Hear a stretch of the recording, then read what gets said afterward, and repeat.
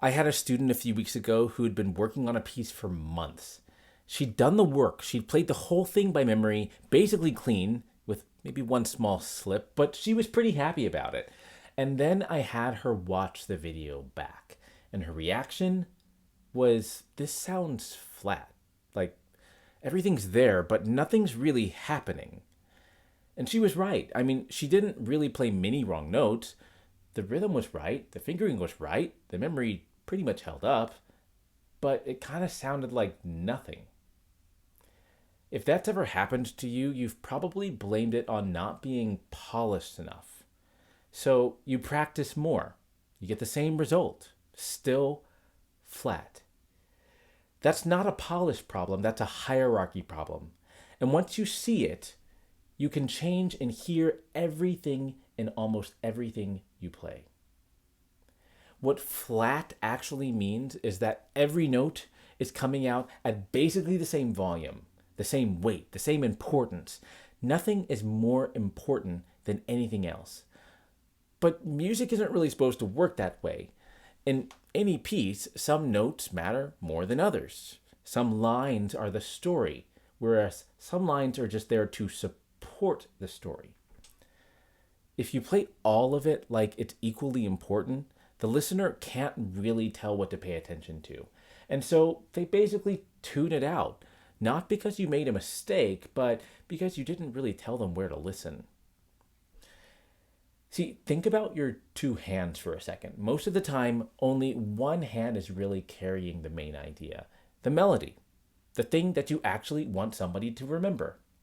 And the other hand is the support. It's there to hold things together and to give that melody somewhere to stand. Now, if both hands are playing the exact same volume with that same intensity, the melody, it disappears into the support. It's technically still there. You can still hear every note if you listen hard enough, but nobody's really going to listen that hard. They're going to just feel like something's missing, even if they can't really say what it is.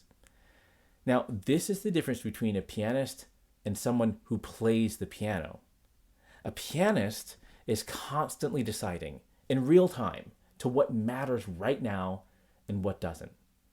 Everything else is just playing the notes in the right order. Try this. Take a short passage, maybe like 4 to 8 measures. Decide which hand is actually carrying the main idea. Usually it is the right hand, but not always. So really check in your music. Now play that passage and make the difference between the two hands way too big, like almost cartoonishly big, where the melody is loud and singing, and the accompaniment is so quiet that it's almost not even there. It's going to feel wrong. It's going to feel like you're overdoing it. That is fine. That's the point. See, most of us have spent so long playing everything at the same level that correct actually feels like not enough the first time that we try it. Once you've done that exaggerated version a few times, dial it back towards something more natural, and something interesting happens. Even after you dial it back, you'll keep some of that separation. Your ear now knows what it's listening for, and that's the whole game. You can't fix a balance you can't hear. And that's the last piece. Most people can't hear this imbalance while they're playing. You're too close to it. Your brain already knows which notes matter, so it just fills the gaps for you. The melody sounds clear to you because you know it's there. The only way around this is to record yourself. Not for a performance, just on your phone. Maybe prop it up on a music stand next to your piano.